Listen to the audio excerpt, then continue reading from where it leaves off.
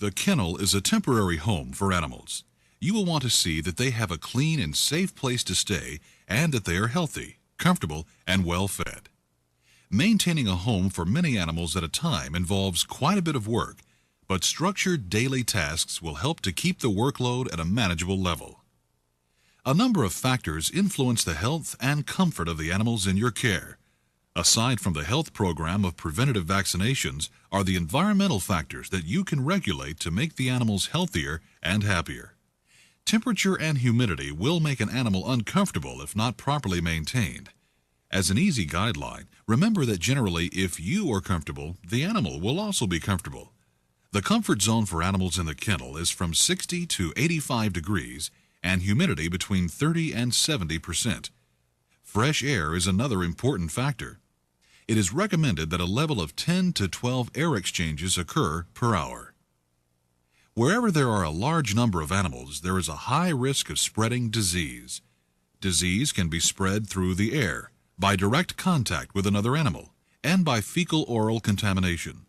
Even the way you handle and house the animals can spread disease if you do not know the proper methods.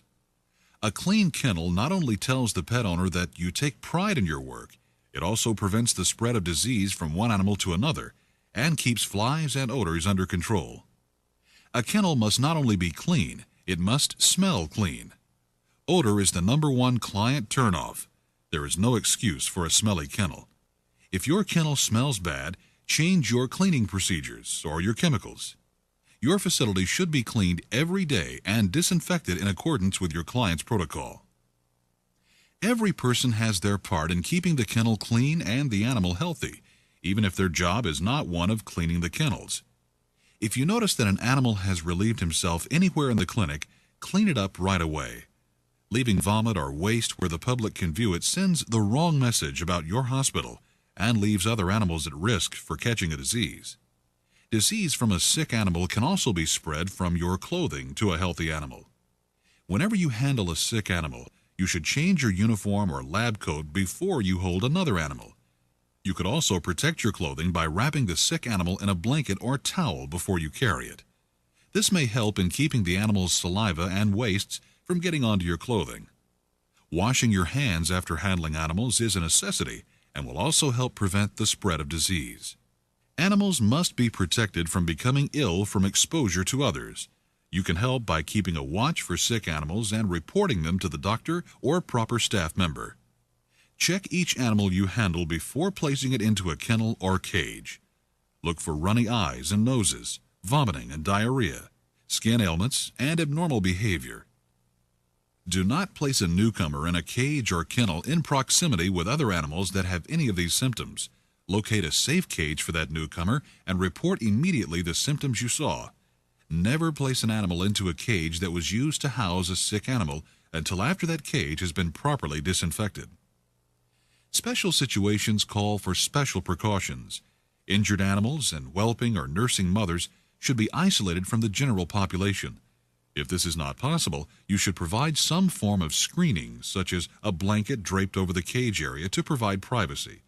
If nursing mothers become stressed, they may not be able to produce enough milk to feed their babies. Giving them privacy from other animals will lessen their stress.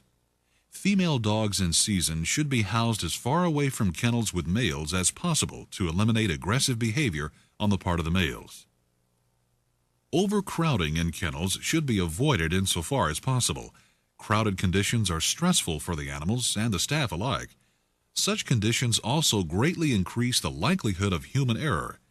Extra care on your part can help prevent major problems stemming from having to handle a large number of animals. Every animal that comes into the kennel should be properly identified and documented. Become very familiar with the methods used at your hospital to identify one animal from another. You may be using special tags, collars, cage cards, or a combination of these to avoid mixing the identity of one animal with another. Mix-ups do happen, but can be avoided if you're careful and follow guidelines established by your hospital. Never place an animal into a cage or kennel without first properly identifying the animal. It is too easy to forget that you had not placed identification on that animal. A very important part of making the animals comfortable and protecting them from disease is that of cleaning and disinfecting the cages and runs in which they are housed. This is an area where no shortcuts should be tolerated. It is just too important of a task to be taken lightly. Every member of the hospital staff, regardless of their job function, can put the information that we are about to discuss to good use. When cleaning dog runs, good hosing and disinfecting procedures should be followed according to your hospital's protocol. Before cleaning, remove the animals from the area to be cleaned. Never wash out a kennel or cage with an animal still in it. All fecal matter should be removed as well. Disinfectants cannot penetrate fecal matter to clean the surface below. It is best to physically remove feces using a scoop. You can place the feces into a bucket lined with a plastic bag for disposal. Do not be tempted to hose the feces into the drain. You may end up spreading it around rather than disposing of it. You also risk spreading disease to other hospital areas that may share the same drainage system. Water and food dishes, toys, blankets, and other items must also be removed and cleaned daily. Toys are fun to have for animals while they stay in the kennel. They should remain with the animal throughout its stay and then sent home with the animal. Water and disinfectants are best applied using a high-pressure system. A regular pressure hose with a spray nozzle will work if you do not have a pressure washer. Use a stiff brush to scrub the dog runs. Be sure to get the walls where the dog's feet can reach, and do not forget the fronts and backs of the kennel doors, latches, and hinges. Do not leave any area uncleaned to allow the spread of disease. Now that you have the whole kennel scrubbed, allow the disinfectant time to stand on the surfaces to do its job. Most will complete the disinfecting within 10 minutes of contact time, but be sure to follow the manufacturer's recommendations. After the proper waiting time, thoroughly rinse all surfaces, preferably with hot water, and allow to dry. If water pools, use a squeegee to move the water to the drain. After the run is dry, add clean water bowls, bedding, and toys, then the dog. During the day, you should make an effort to remove feces that you notice after the regular cleaning process is complete. Buckets and scoops should be available for use throughout the day.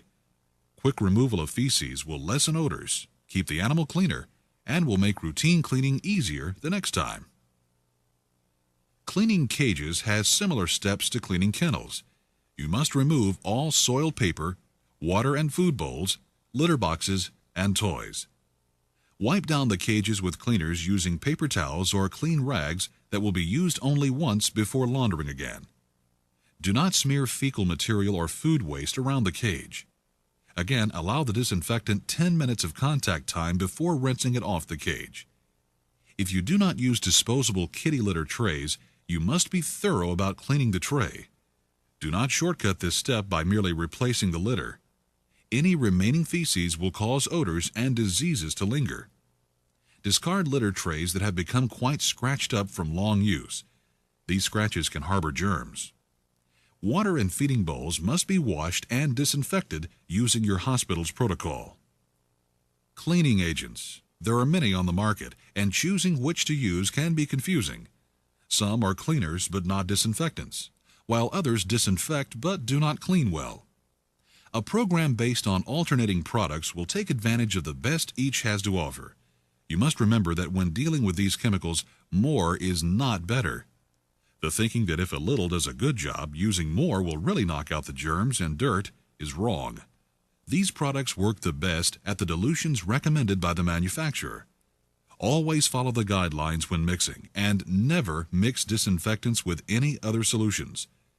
The mixtures could give off toxic fumes, or be less effective than the original solution. A simple but highly effective agent is sodium hypochlorite, commonly known as chlorine bleach. The common solution sold is 5% and should be mixed 1 part to 32 parts of water for disinfecting purposes. This will kill most microorganisms and is one of the few that readily handles the parvovirus and coronaviruses that are a great concern. Bleach is particularly useful for deodorizing sewers and drains. Although bleach is an effective disinfectant, it does not sufficiently rid kennel walls of body oil that collects dirt. Adding soaps or detergents to bleach could be useless as they inactivate it. Therefore, any previously used soaps must be rinsed from the surface before using bleach.